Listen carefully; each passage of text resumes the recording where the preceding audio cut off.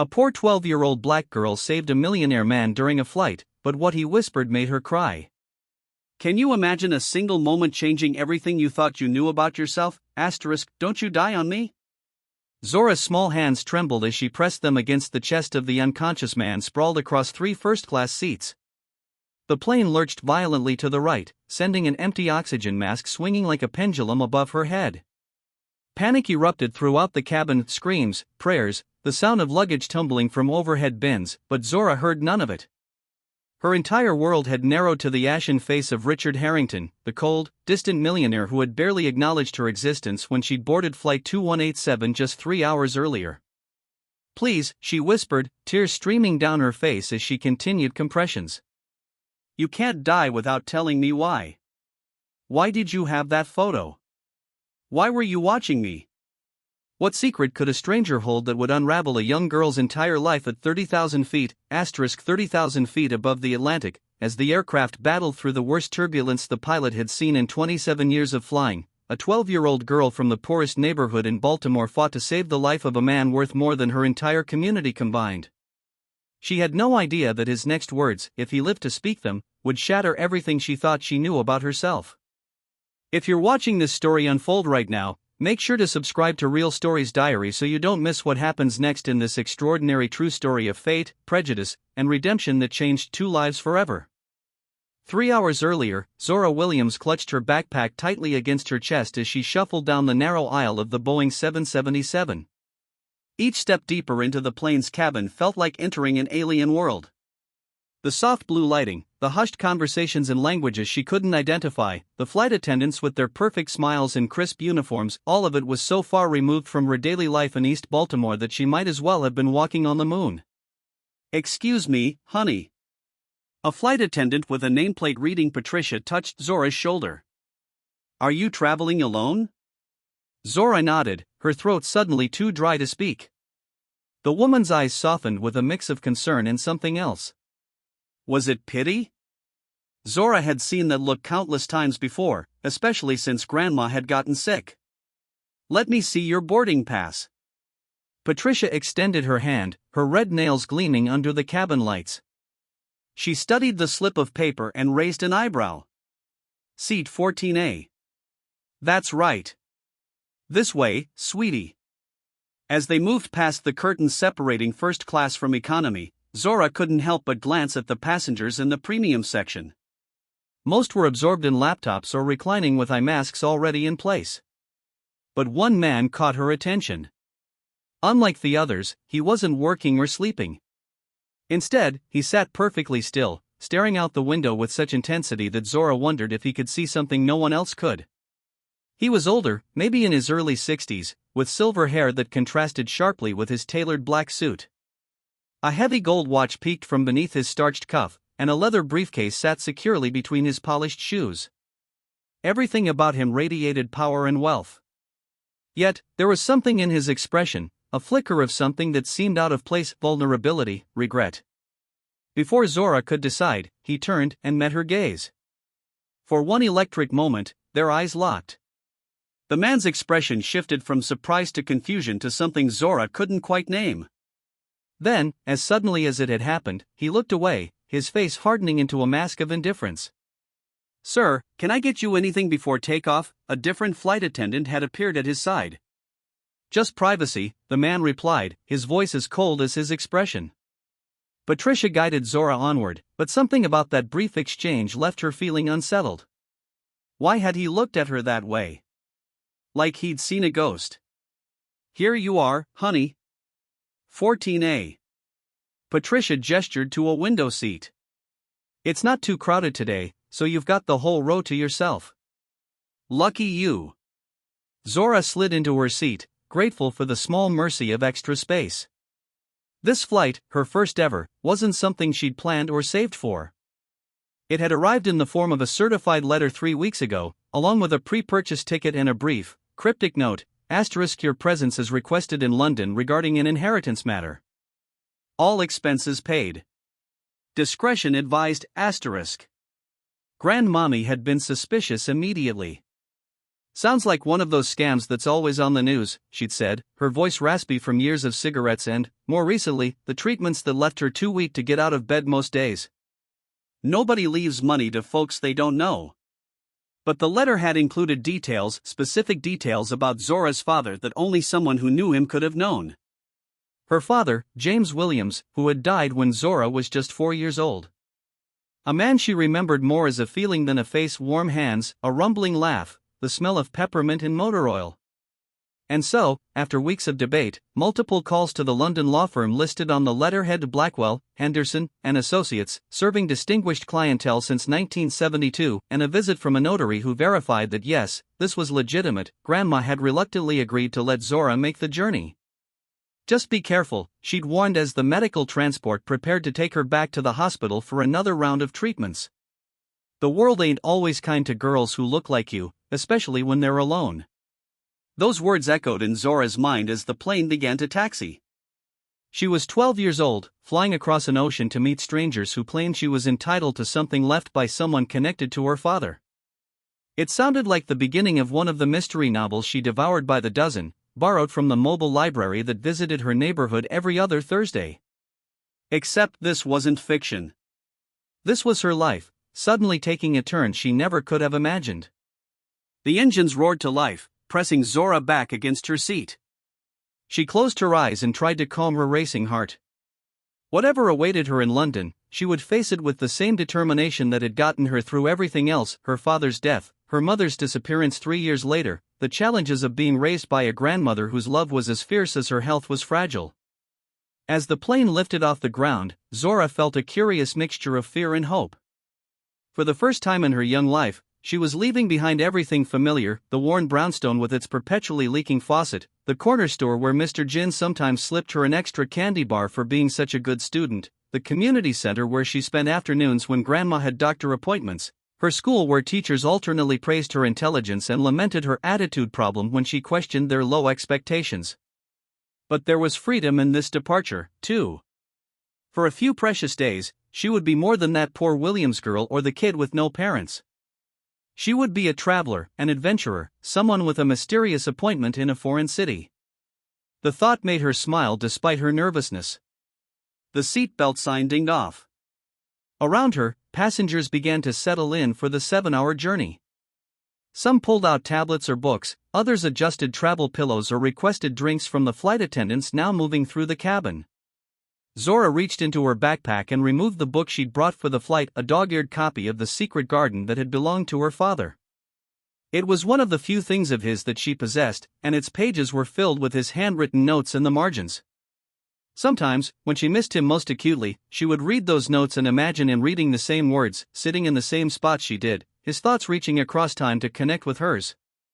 She was just opening to her bookmarked page when a commotion from first class caught her attention. The man who had stared at her, the one with the silver hair and expensive suit, was standing now, his voice raised in evident displeasure. "This is unacceptable," he was saying to a harried-looking flight attendant. "I specifically requested a vacant seat beside me.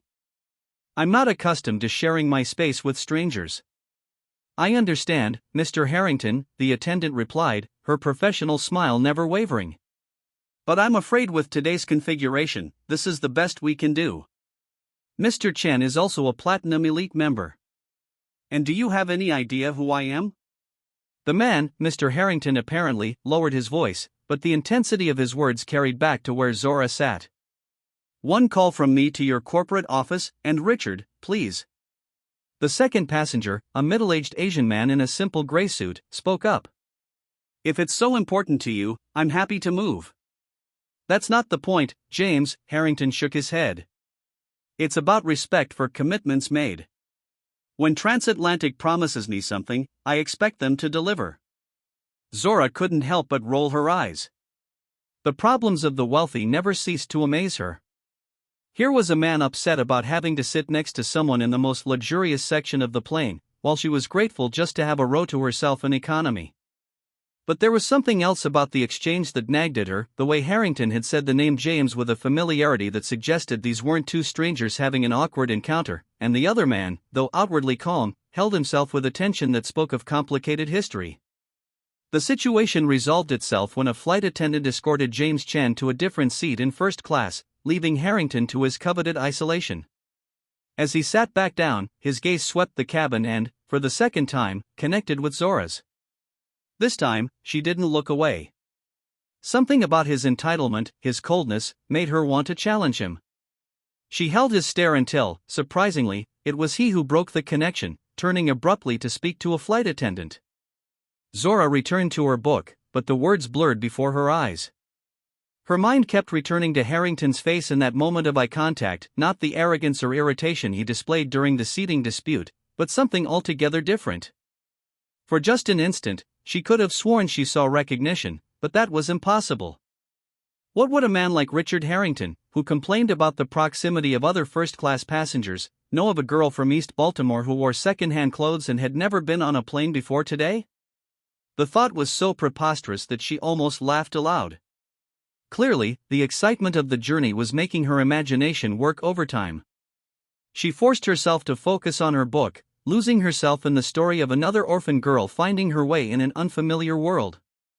An hour into the flight, as the flight attendants began serving drinks, Zora noticed Harrington standing again. This time, he moved with purpose toward the lavatory at the front of the first-class cabin. As he passed by the dividing curtain, something fell from his jacket pocket, a small, folded piece of paper that fluttered to the floor just on the economy side of the partition. Without thinking, Zora unbuckled her seatbelt and slipped into the aisle. She picked up the paper, intending to return it. Perhaps it was important, a business card, a receipt, a note. As she straightened, holding the folded square, a strange impulse overcame her. Later, she would question why she did it, what instinct had prompted her to cross a line she knew was wrong. But in that moment, standing alone in the aisle with no one watching, she carefully unfolded the paper. It wasn't a business card or a receipt. It was a photograph, worn at the creases as if it had been folded and unfolded countless times. The image showed a young black couple standing before a modest house, their arms around each other, both smiling broadly at the camera. The woman was petite with close-cropped hair and a dimple in her right cheek. The man was tall and lean, wearing faded jeans and a Howard University t-shirt. Zora's heart stopped. She knew that dimple. She saw it in her own reflection every day. And the man, there was no mistaking him. It was her father. Her hands began to tremble so violently that she nearly dropped the photo. Why would Richard Harrington, a white millionaire businessman, be carrying a picture of her parents? The couple in the photo looked young, probably in their early 20s, suggesting the picture had been taken years before Zora was born, before her father died, before her mother vanished. The lavatory door opened. Zora quickly refolded the photo and stepped back toward her seat, her mind racing. Harrington emerged, his expression troubled. For a moment, he paused, patting his pockets as if searching for something. His eyes narrowed as he scanned the floor. Zora slid back into her seat, the photo clutched in her trembling hand. She should return it. She knew that. But how could she explain having looked at it? And, more importantly, how could she give it back without asking the question now burning in her mind, how did you know my parents? She watched as Harrington returned to his seat, still patting his pockets with increasing agitation. He signaled to a flight attendant, and soon several crew members were discreetly searching the first-class cabin floor. Zora's heart pounded against her ribs. She felt like a thief, though what she'd stolen wasn't the photo itself, but the knowledge of its existence, knowledge that connected her somehow to this cold, wealthy stranger. As the search continued fruitlessly in first class, Zora made a decision. She would return the photo, but not yet. First, she needed to understand why Harrington had it. Was this connected to the mysterious inheritance she was traveling to London to discuss? Was Harrington himself involved in whatever had prompted that cryptic letter? She carefully placed the photo inside her copy of The Secret Garden, marking the spot where she'd been reading. Whatever this meant, she needed time to process it, to think through her next steps. The plane hit a pocket of turbulence, causing the cabin to shudder. The seatbelt sign illuminated with a chime. Around her, passengers reached for their drinks and secured loose items. Zora buckled her seatbelt mechanically, her thoughts still consumed by the discovery. Ladies and gentlemen, this is Captain Reynolds speaking, a calm voice announced over the intercom. We're experiencing some light turbulence as we pass through a weather system. I've turned on the seatbelt sign as a precaution. Our flight attendants will temporarily suspend service until we reach smoother air. We anticipate this should only last about 15 minutes. Thank you for your patience. The turbulence intensified, the plane dipping and rising like a boat on rough waters. Zora gripped the armrests, her stomach lurching with each drop. She had never experienced anything like this, had no frame of reference for the sensation of being suspended in air at the mercy of invisible currents. For the first time since boarding, she felt a flash of real fear, not about the photo or Harrington, but about the fundamental vulnerability of hurtling through the sky in a metal tube thousands of feet above the earth. It's perfectly normal, said a gentle voice beside her. Zora turned to find an elderly woman had taken the aisle seat in her row, a passenger who must have moved during the drink service when Zora was distracted by the photo. I've been flying since the 70s, the woman continued, her southern accent as comforting as a warm blanket, back when smoking was allowed and they served real food on china plates. A little bumpy air is nothing to worry about. The woman had silver gray hair styled in a neat bob, and she wore a matching lavender sweater set that reminded Zora of something grandmommy might wear to church. Her liver-spotted hands were adorned with several rings, including a wedding band that looked too large for her slender finger. I'm Dorothea, by the way. Dorothea Jackson. She offered Zora a peppermint from a small tin. These help with the ear pressure and settle the stomach, too. Thanks, Zora accepted the candy. I'm Zora. Zora Williams. First flight? Dorothea asked knowingly. Zora nodded, slightly embarrassed at how obvious her nervousness must be. Well, you picked a beautiful day for it. Once we get above these clouds, the view is going to be spectacular. Dorothea patted Zora's hand. Are you traveling to London for pleasure or business? The question made Zora pause. How could she explain her situation to a stranger? It sounded implausible even to her own ears. It's complicated, she finally said. Sort of family business, I guess. Ah, Dorothea nodded sagely.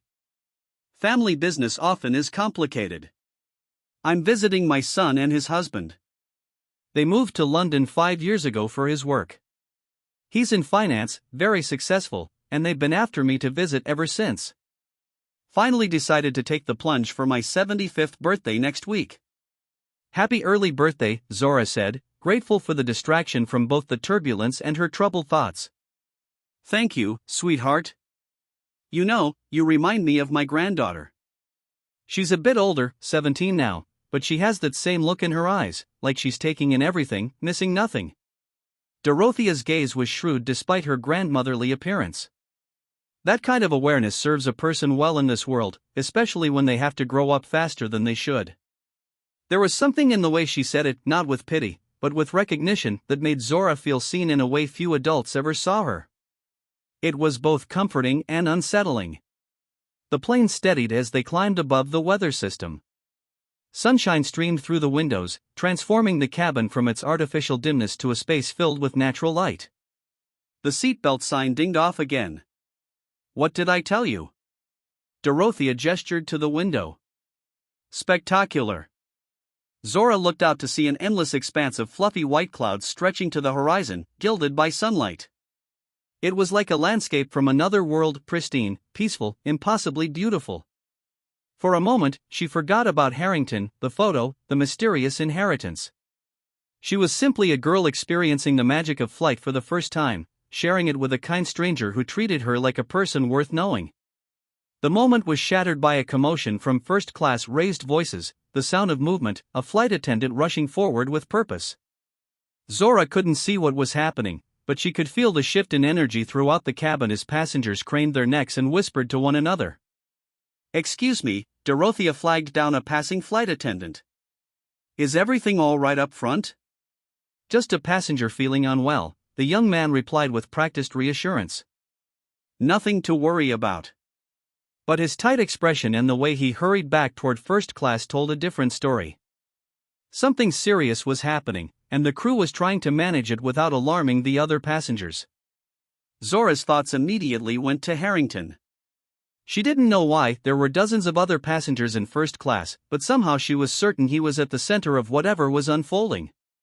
Was it possible? Was this connected to the photo, to her parents, to her presence on this flight? The irrational thought that she had somehow caused this through her discovery of the photo flashed through her mind.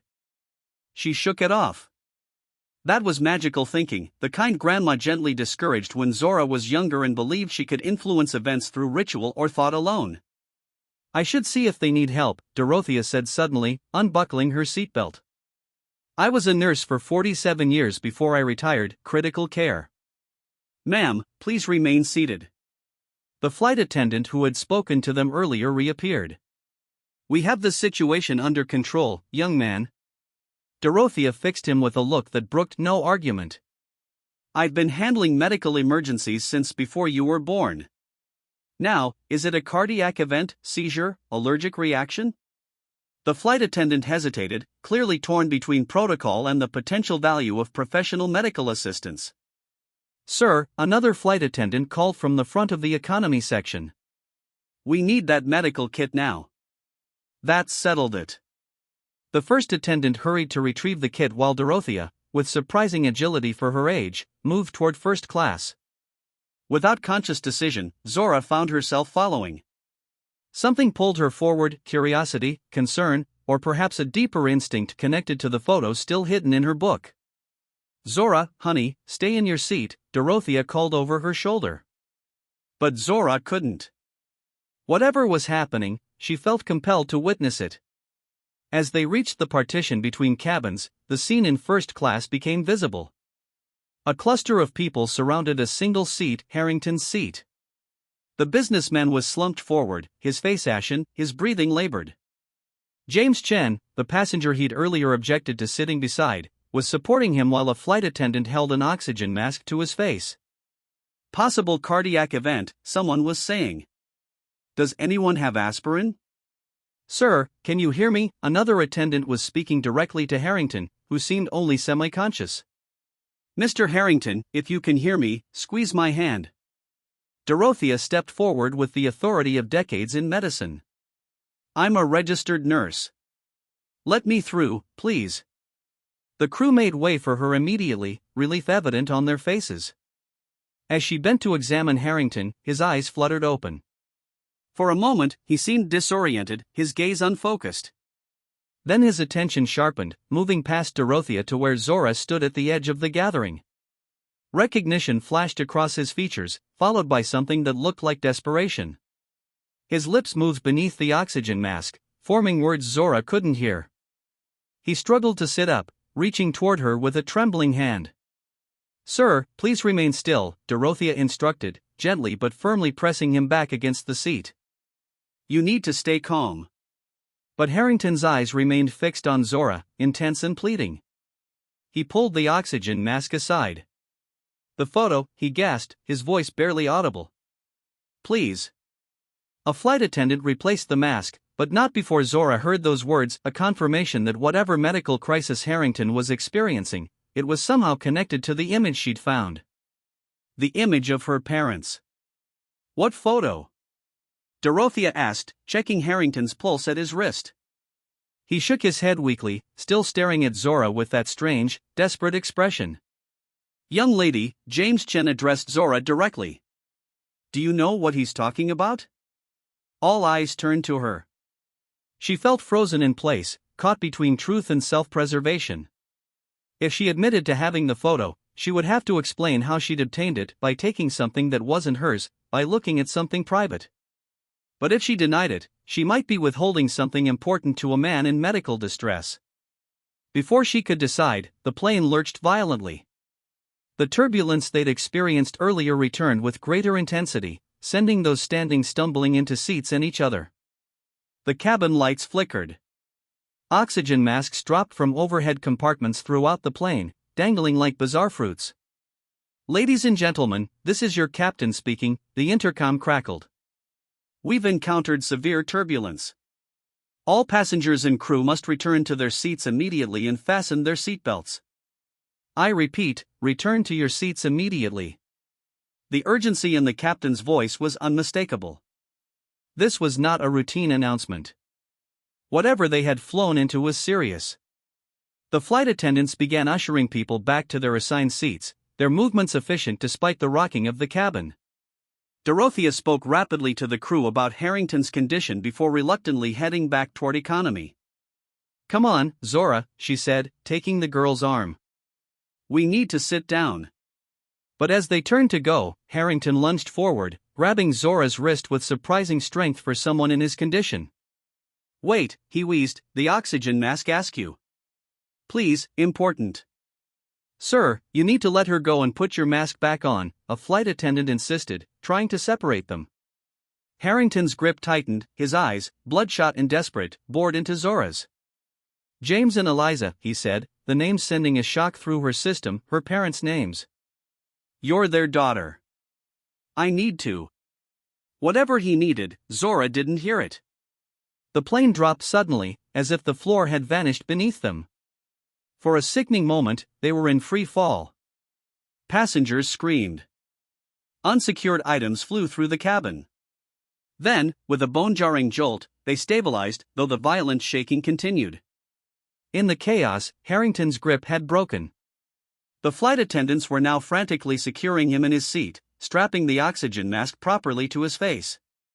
Dorothea pulled Zora back toward economy, moving as quickly as possible while maintaining her balance in the turbulent conditions. "Seat belt. Now." Dorothea's nurse's voice brooked no argument as they reached their row. Zora complied mechanically, her mind reeling not from the physical turbulence, but from Harrington's words. He knew her parents. He recognized her as their daughter, and whatever he needed to tell her seemed vitally important to him, important enough that even in a medical crisis, even as the plane bucked and shuddered around them, it was his primary concern. The cabin lights failed completely for several seconds before emergency lighting activated, bathing everything in an eerie blue glow. Oxygen masks swayed above every seat. The plane seemed to be fighting its way through something massive and hostile. "Is this normal?" Zora asked, her voice small against the cacophony of creaking metal and frightened voices.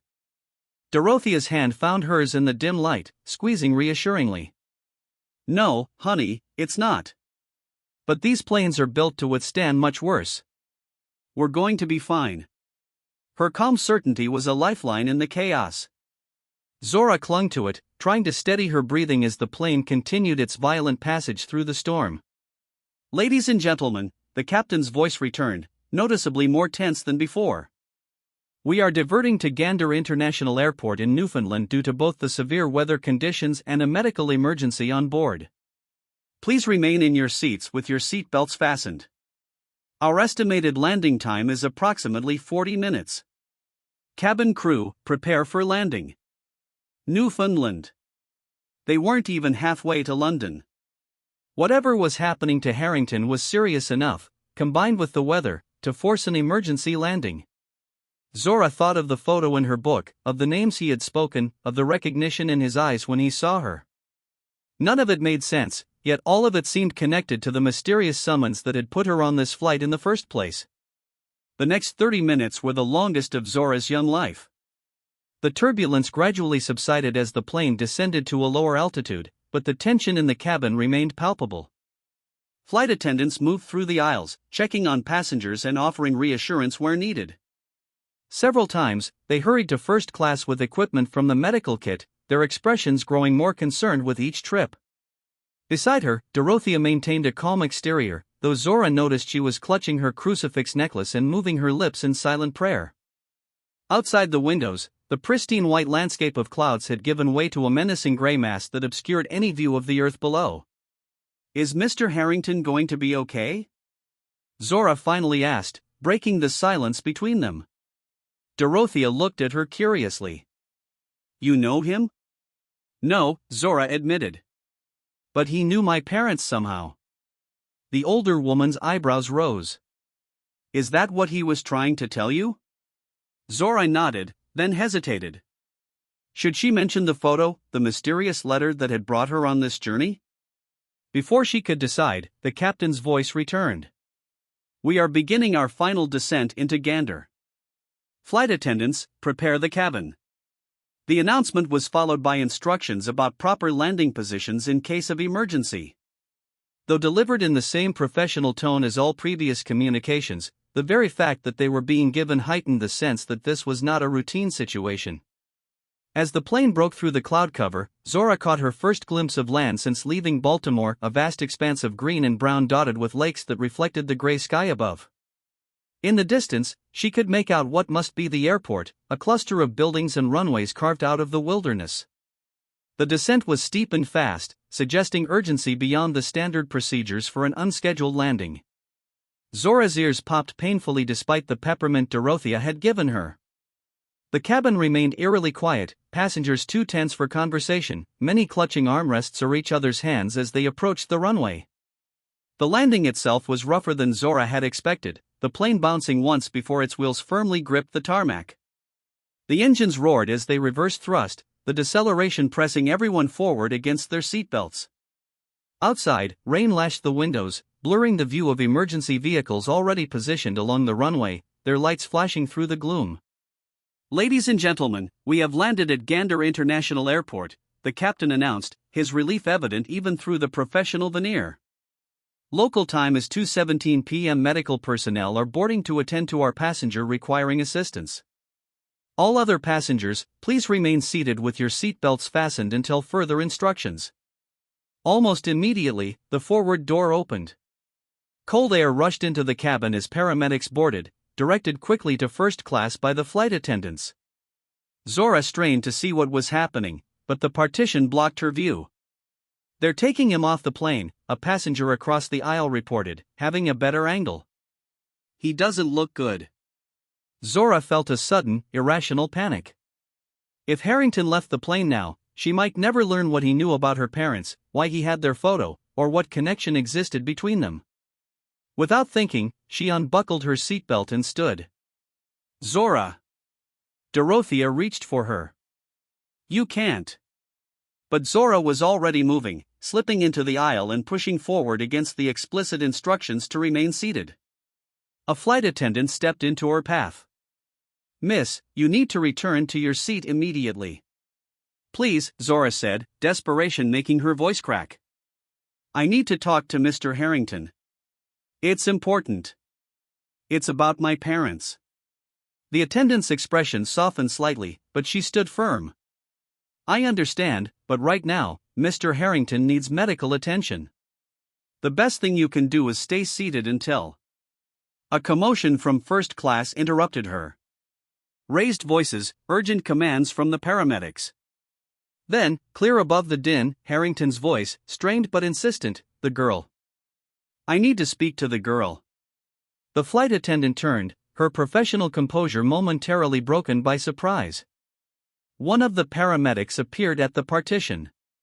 "Is there a young lady here?" he asked, scanning the economy cabin.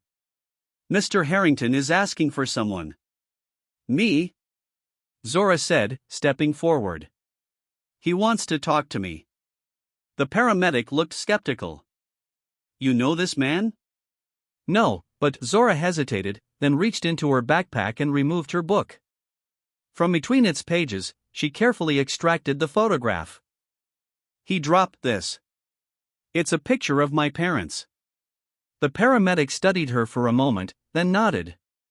Quickly, then. "We need to get him to the hospital."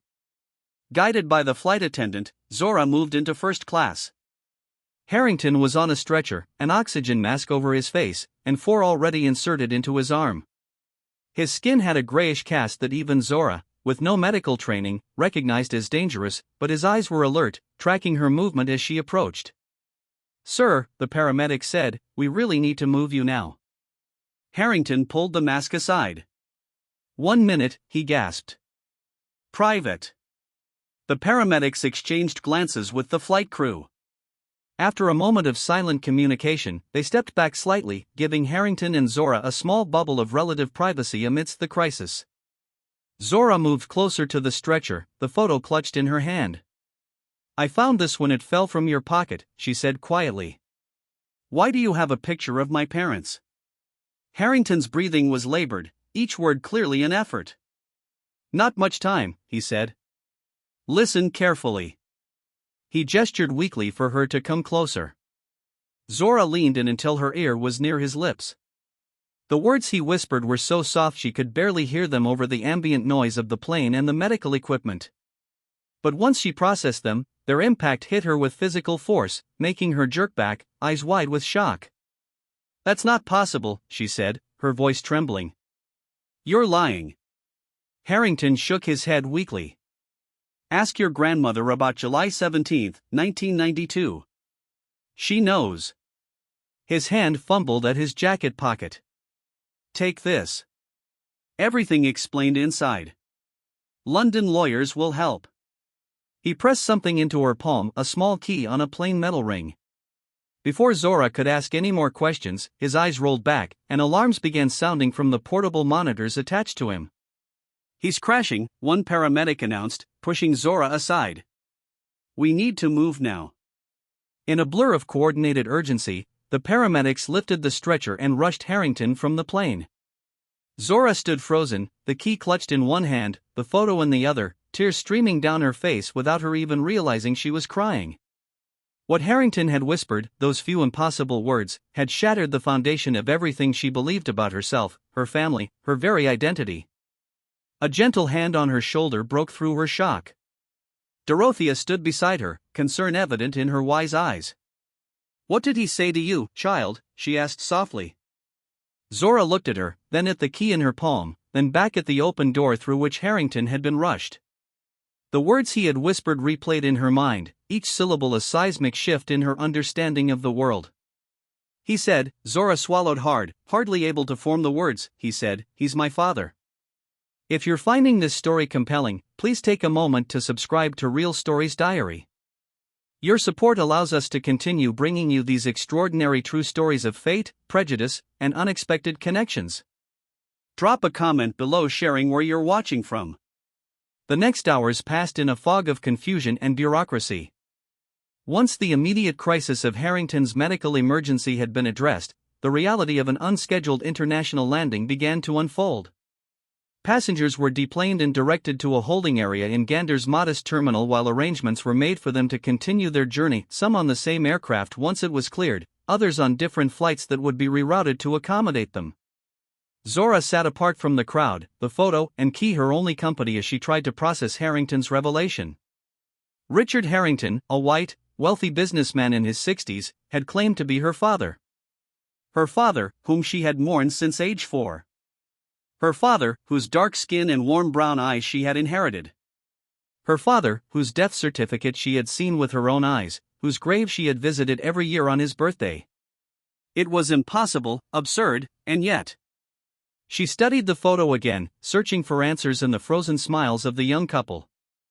The man she had always believed was her father, James Williams, stood with his arm around the woman Zora knew was her mother, Eliza. They looked happy, in love, their whole lives ahead of them. Nothing in the image suggested deception or complication. But there was the key, and there were Harrington's words, ask your grandmother about July 17, 1992, what had happened on that date? Zora had been born in March of 1993, roughly 8 months later. The timing sent a chill through her that had nothing to do with the terminal's aggressive air conditioning. Mind if I join you? Dorothea stood before her, holding 2 cups of what smelled like hot chocolate. Zora nodded numbly, and the older woman settled beside her on the plastic airport seating. Thought you could use this, Dorothea said, handing her one of the cups. Sugar and warmth, good for shock. Zora accepted the drink gratefully, wrapping her cold fingers around the paper cup. Thank you. They sat in silence for a moment, watching the controlled chaos of the terminal as airline staff attempted to manage the disrupted travel plans of nearly 300 passengers. Want to talk about it? Dorothea finally asked, her tone making it clear that no was an acceptable answer. Zora considered the question. She barely knew this woman, a chance seatmate on a disrupted flight. And yet, Dorothea had shown her nothing but kindness, and there was something in her manner that invited confidence. More practically, Zora had no one else to talk to, and the thoughts swirling in her head threatened to drown her if not released. I don't understand how it could be true, she said finally. My father was black. I have pictures of him. Memories, even though I was young when he died. How could this white man possibly be my father? Dorothea took a thoughtful sip of her hot chocolate before responding. Family is complicated, honey. More complicated than most people like to admit. Sometimes, there are secrets kept for all kinds of reasons, some protective, some selfish, some a mix of both. But if Richard Harrington is really my father, then who was James Williams? Why would my mother and grandmother lie to me my whole life? I can't answer that, Dorothea said gently. But I can tell you this, in my 74 years, I've learned that most people aren't villains in their own stories. Whatever happened between your mother, the man you knew as your father, and this Harrington fellow, I'd bet they all thought they were doing the right thing at the time. Zora stared down at the photo. My mom disappeared when I was 7. Just left one day and never came back. Grandma says she had troubles, but she never explains what kind. If she lied about who my father was, what else did she lie about? The weight of these questions she had no way of answering in an airport terminal in Newfoundland, pressed down on her like a physical force. Tears threatened again, and she blinked them back fiercely. She had cried enough. What are you going to do now? Dorothea asked. Zora clutched the key in her palm. I need to get to London. The lawyers there, they must know something about all this. And then I need to talk to my grandmother. Before Dorothea could respond, an announcement came over the terminal's PA system. Attention passengers of transatlantic flight 2187. We have arranged for a recovery aircraft to transport you to London, Heathrow. Boarding will begin in approximately 1 hour. Please proceed to Gate 3 for pre-boarding procedures. We apologize for the inconvenience and thank you for your patience. A ripple of relief passed through the crowd of stranded travelers. Zora felt it too, but it was tempered by another concern. What about Mr. Harrington? She asked. Did they say anything about his condition? Dorothea shook her head. Not officially, but I spoke with one of the paramedics when they came back for some equipment they'd left on the plane. He said they took him to James Peyton Memorial Hospital in Gander. That's all I know. Zora made a sudden decision. I need to see him before we leave. Honey, I don't think that's possible. The hospital is in town, and we're due to board in an hour. But what if he dies? The words burst from Zora with unexpected force. What if he dies and I never get answers?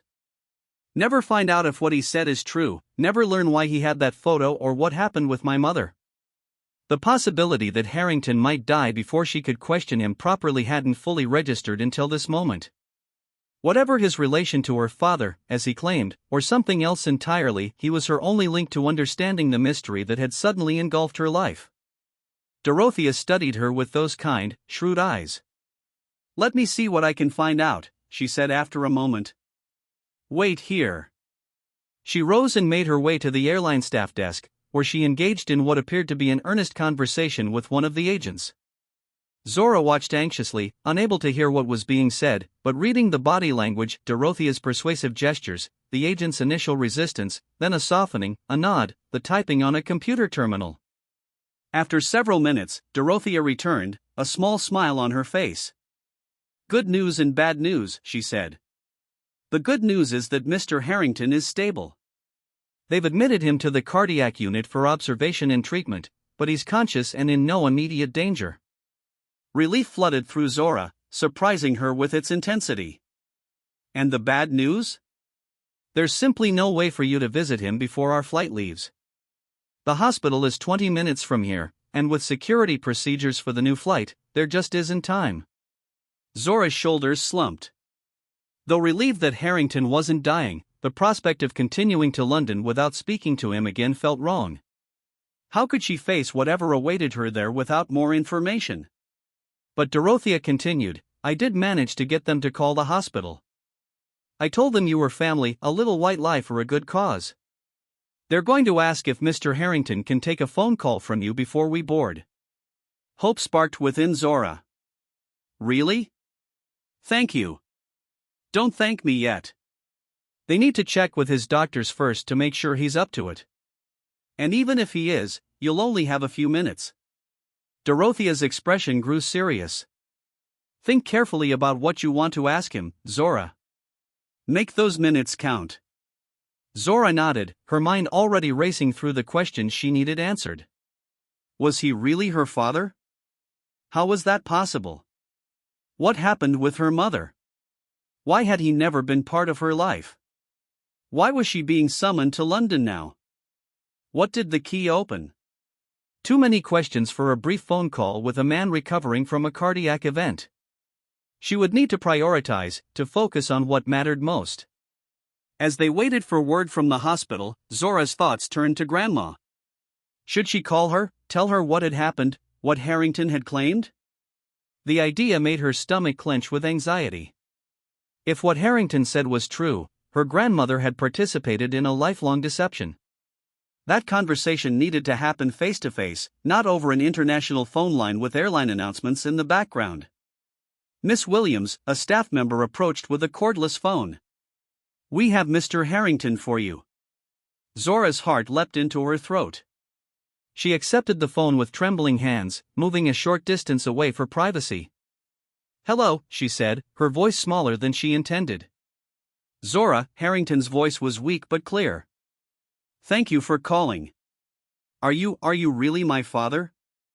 The question tumbled out before she could stop it, before she could consider a more strategic approach. A pause, then a sigh that seemed to carry decades of regret. "Yes, biologically speaking, I am." The confirmation, stated so plainly, sent a wave of dizziness through her. She gripped the back of a nearby chair to steady herself. "How?" "My father, James Williams. He was black. I have his features. Everyone says I look just like him." "James was a good man," Harrington said, his voice warming with what sounded like genuine respect. "Your mother's colleague at first, then her friend.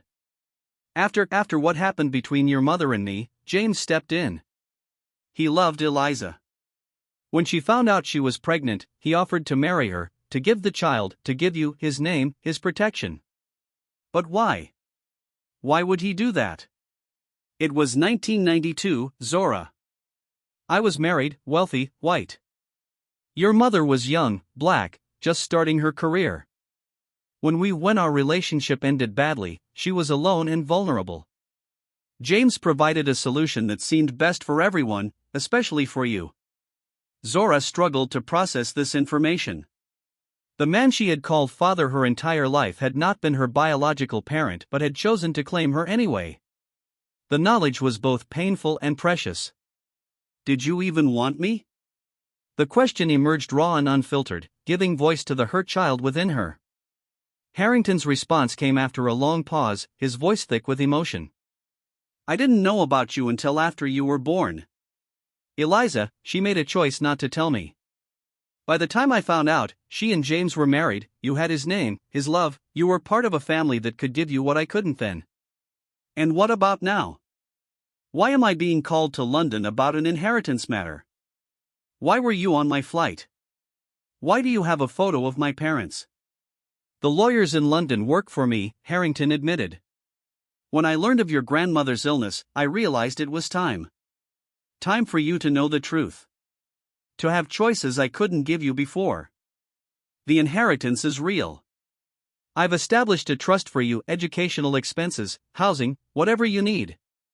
The thought of this stranger, this man claiming to be her father, monitoring her life from a distance, knowing about grandma's cancer, making financial arrangements for her future without her knowledge, sent a surge of anger through Zora. "You've been watching me all this time." Not directly. I respected the boundaries Eliza and James established. But yes, I've known where you were. I made sure you were safe, that you had opportunities. I contributed anonymously to your school, to the community center you attend. It was the least I could do. The community center that had provided after-school care when Grandmommy was at her treatments. The school that had somehow found funding for the advanced math program Zora had qualified for despite budget cuts. The pieces were falling into place, creating a picture of invisible influence stretching back years. And my mother? Do you know where she is? Why she left? Another heavy pause. Zora, I think that's a conversation better had in person when I'm recovered. It's complicated. Everything about this is complicated, Zora shot back, frustration mounting. I deserve to know the truth. All of it. You do, Harrington agreed quietly. And you will, but not like this. Not over a rushed phone call in an airport. The key I gave you, it opens a safe deposit box at London's Barclay Bank, Central Branch. Inside is a letter from your mother, written before she left. It explains everything better than I can. A letter from her mother, written years ago but preserved, waiting for her. The thought sent a shiver through Zora, half dread, half desperate hope. Miss Williams, the airline staff member who had brought the phone, was gesturing to her. I'm sorry, but they're beginning the boarding process for your flight. We need to wrap up this call. Zora nodded her understanding before returning to the phone. I have to go. We're boarding. I understand, Harrington's voice had weakened, suggesting the conversation had taxed his limited strength. Zora, I know this is overwhelming. I know you're angry and confused. You have every right to be. But please, go to London, meet with the lawyers, read your mother's letter. Then, if you're willing, I'd like a chance to explain in person. The announcement for priority boarding came over the terminal speakers, adding urgency to the moment. I need to think about all this, Zora said honestly. It's too much. Of course, there was resignation in Harrington's tone, but also something like hope. Whatever you decide, whatever you think of me after learning everything, I want you to know one thing. From the moment I learned of your existence, I have never stopped thinking about you, wishing things could have been different. The raw emotion in his voice caught Zora off guard. This cold, entitled man she had observed on the plane now sounded broken, vulnerable, human. It complicated her emerging anger, added shades of gray to what she wanted to see in simple black and white. I have to go, she repeated, not knowing how else to respond. Goodbye, Zora. Be safe. She handed the phone back to the staff member, her mind whirling with new information and new questions. Dorothea waited nearby, concern evident in her expression. How are you doing? The older woman asked as they gathered their belongings and joined the boarding queue. I don't know, Zora answered honestly. It's like I've stepped into someone else's life. Nothing makes sense anymore. Dorothea nodded sympathetically. Family secrets have a way of doing that, turning everything upside down when they finally come to light. But you're strong, Zora. I can see that. Whatever you learn in London, whatever you decide to do with that knowledge, you'll find your way through. As they boarded the new aircraft that would take them to London, Zora clutched her backpack containing the photo, the key, and her father's, James Williams's, copy of The Secret Garden. The book felt different now, weighted with new meaning. Had he known when he wrote those margin notes that they weren't for his biological daughter? Had that mattered to him? She thought of the words Harrington had whispered on the plane, the words that had made her cry, "I'm your father, Zora. James raised you, but you're my daughter. I've loved you from afar your whole life, were those the words of a man trying to claim what was never his? Or the painful truth of a father who had missed his child's entire life? As the plane lifted off from Gander, carrying her toward London and whatever revelations awaited there, Zora had no answers, only questions that burned like embers in her mind, waiting for the oxygen of truth to either extinguish them or ignite them into flame. The flight from Gander to London passed in a blur of conflicting emotions and fragmented thoughts. Zora barely registered the meal service, the in-flight movie, or the gradual shift from day to night outside her window. Beside her, Dorothea respected her need for silence, occasionally offering a gentle pat on the hand or a sympathetic smile, but otherwise allowing her the space to process the seismic revelations of the day. By the time they began their descent into Heathrow, darkness had fallen over London. As the plane banked over the city, Zora pressed her face to the window, taking in the sprawling expanse of lights below. A constellation of human activity spread across the landscape. Somewhere in that vast urban tapestry were the answers she sought, the truth about her mother, about Richard Harrington, about the mysterious inheritance that had set this extraordinary chain of events in motion. If you're finding this story as compelling as millions of others have, take a moment to subscribe to Real Stories Diary. In the next part, we'll discover what happens when Zora returns home to Baltimore and visits her mother in Arizona. Will she build a relationship with Richard Harrington? What secrets still remain to be uncovered? Subscribe and comment below with your thoughts. Note, the voiceover continues with the remaining text, but it has been truncated here as per the original document. If you need the full voiceover script, please let me know, and I can provide the continuation formatted similarly for voiceover with appropriate punctuation and the channel name Real Stories Diary inserted where relevant.